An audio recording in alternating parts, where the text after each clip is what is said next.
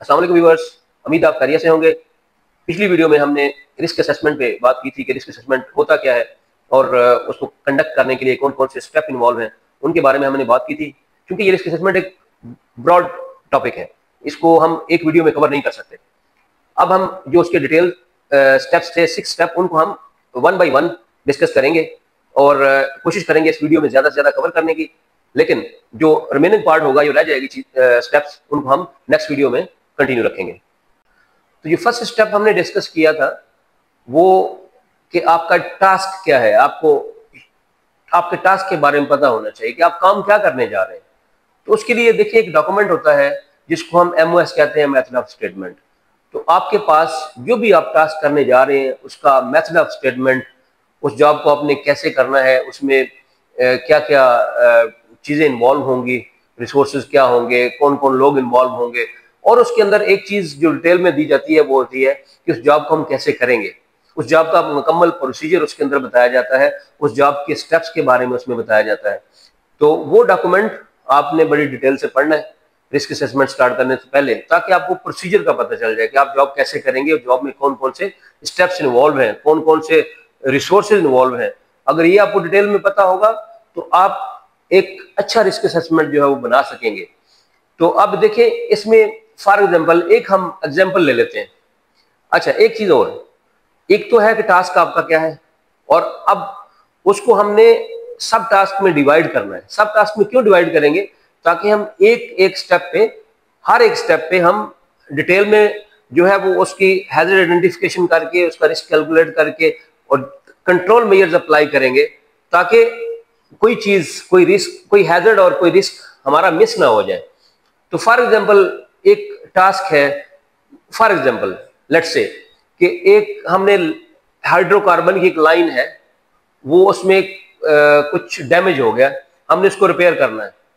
तो उसको, अगर हमने उस हाइड्रोकार्बन की लाइन को रिपेयर करना है, अगर हम ये सिर्फ लिख दें कि repair of a hydrocarbon line, अब इसके अंदर हम आगे इसकी हेड आइडेंटिफिकेशन करेंगे और उसके बाद इसका रिस्क कैलकुलेट करेंगे, तो हम डिटेल में नहीं जा सकते, क्योंकि इसमें हमें बहुत सारी चीजें हमारी नजर से, हमारे फोकस में नहीं आएंगी। हम तो इसके लिए देखें, फॉर एग्जांपल अगर हम इसको इस तरह से कह लें कि जो हाइड्रोकार्बन की लाइन हमने रिपेयर करनी है, उसमें हम ये कहें कि सबसे पहला स्टेप उसको हम डिवाइड करें कि फर्स्ट स्टेप उसमें ये है कि उसकी प्लानिंग, प्रेपरेशन क्या है हमारी, इस स्टेप को देख लें। उसके बाद नेक्स्ट आप ये कर लें मोबिलाइजेशन, कि आप साइट को कैसे मोबिलाइज करेंगे, अपने रिसोर्सेज को, अपनी टीम को और अपने इक्विपमेंट को कैसे लेके जाएंगे साइट पे। तो उस स्टेप को हम देखेंगे, उसमें डिटेल हैजर्ड उसके क्या होंगे, उसकी आइडेंटिफिकेशन कर लेंगे, रिस्क कैलकुलेट करेंगे, कंट्रोल मेजर्स लगाएंगे। फिर ये दूसरा स्टेप कवर हो जाएगा। तीसरा स्टेप हम ये करेंगे कि हम जो अब एक्टिविटी करने जा रहे हैं, फॉर एग्जांपल उसमें इन्वॉल्व होगी आपकी ब्लाइंडिंग एक्टिविटी होती है। फिर उसके बाद आपके पास इन्वॉल्व हो जाएगा इसमें कि आपकी इसमें जो वेल्डिंग, कटिंग, ग्राइंडिंग, उसका फिटअप, जो भी जितनी भी एक्टिविटी इसमें इन्वॉल्व है, वो सारी की सारी थर्ड स्टेप में आपके पास आ जाएंगी। और जो फोर्थ स्टेप होगा, उसमें आप ये लिख लें कि इसका हम जो RT करते हैं, कोई रेडियोग्राफी टेस्ट होगा या इसमें कुछ हाइड्रो टेस्ट इन्वॉल्व होगा। तो ये हम नेक्स्ट स्टेप में, जो फोर्थ स्टेप है, इसमें कैलकुलेट कंसीडर करेंगे। तो इसकी हैजर्ड आइडेंटिफिकेशन और इसका स्टेप बाय स्टेप रिस्क और प्लस इसके कंट्रोल मेजर्स ऐड करके तो हम अगले स्टेप पे चले जाएंगे। तो नेक्स्ट स्टेप आप देखें, उसको आप इस तरह से लिख लें कि आप हाउसकीपिंग का एक स्टेप बना लें। ये बड़े इंपॉर्टेंट स्टेप होता है हर टास्क का, हर प्रोजेक्ट का। तो हाउसकीपिंग के बाद अब जो लास्ट स्टेप है, वो आप साइट डीमोबिलाइजेशन की बात कर दें कि हम अपने रिसोर्सेज को, अपनी टीम को साइट से डीमोबिलाइज कर लेंगे। तो इस तरीके से आपने अपने मेन टास्क को, एक हाइड्रोकार्बन की लाइन आपने रिपेयर करने जाना था, तो उसको हमने सब टास्क में देख लिया। तो अब हर टास्क के अगेंस्ट हमने क्या करना है, अपने जो भी स्टेप वाइज हमारा वर्क है उसको हम करेंगे।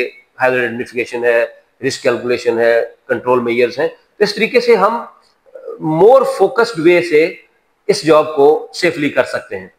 और सेकंड स्टेप की अगर हम बात करें, तो सेकंड स्टेप रिस्क असेसमेंट में आता है हैजर्ड आइडेंटिफिकेशन।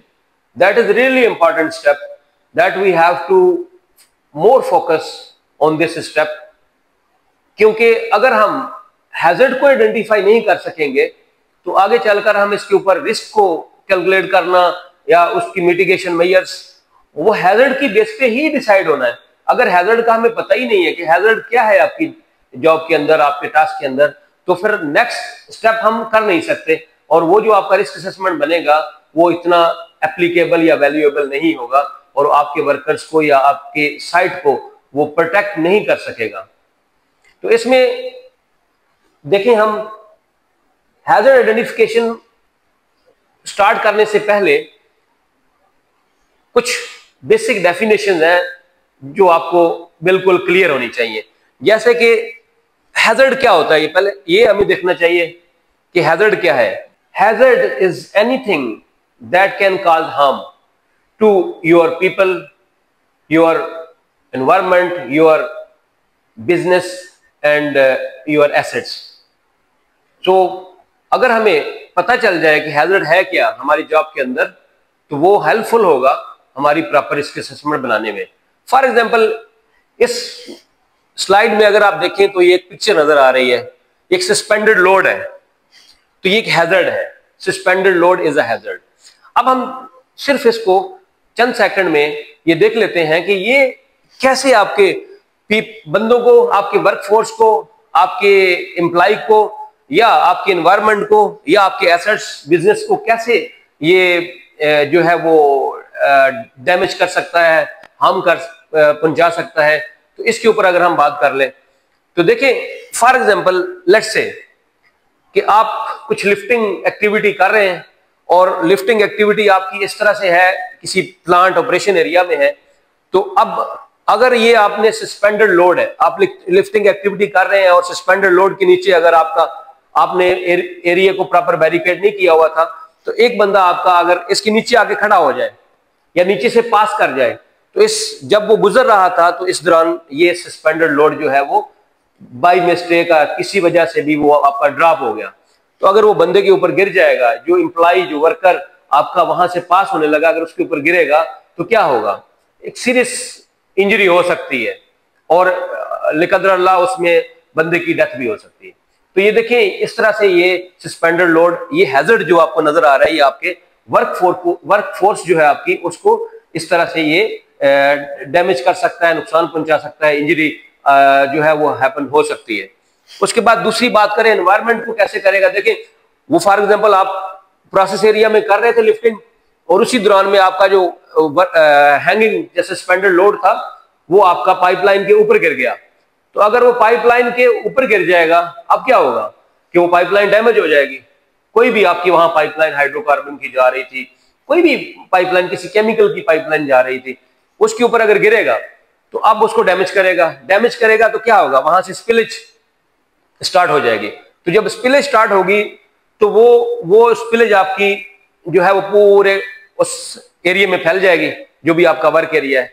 अब क्या होगा, अब आपने उसको जो है वो उसके लिए स्पिल कंट्रोल, उसको आपने क्लीन करना है, क्लीनिंग करेंगे, कुछ मटेरियल होगा, वो जो वेस्ट मटेरियल आएगा उसको आपने डिस्पोज ऑफ करना है। तो वो ये सारी चीजें जो है ये आपकी एनवायरनमेंट को डैमेज करेंगी अगर हमने इसको प्रॉपरली हैंडल ना किया।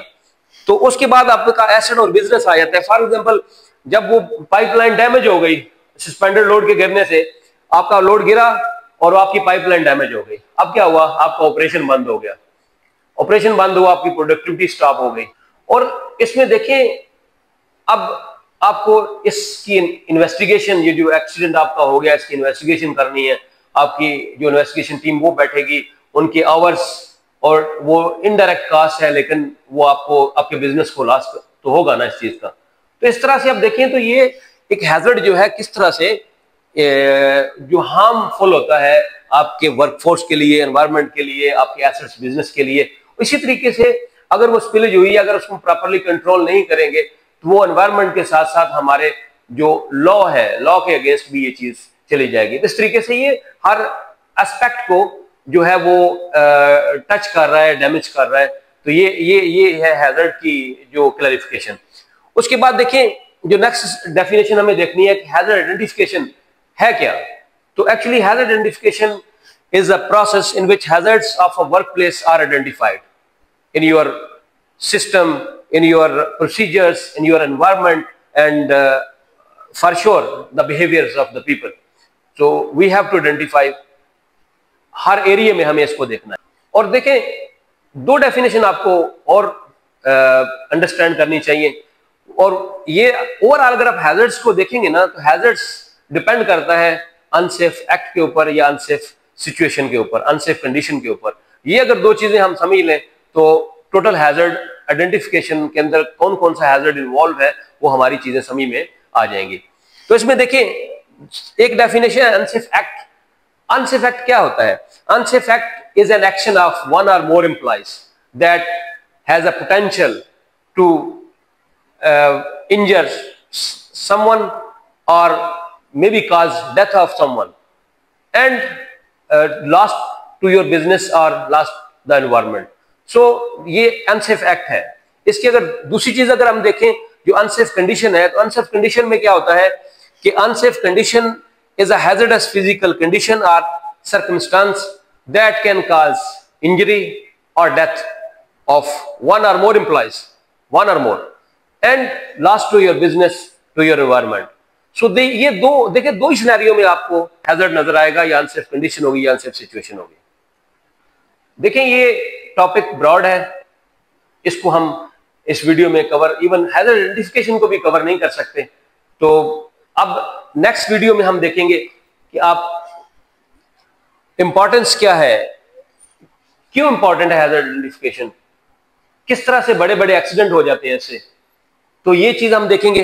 और नेक्स्ट वीडियो में हम देखेंगे कि हैजर्ड्स की टाइप्स क्या है, मोस्टली हैजर्ड कहाँ कहाँ आपको जो है वो आइडेंटिफाई करने हैं, कौन कौन सा एरिया कवर करना है, और उसके बाद क्या मेथोडोलॉजी है।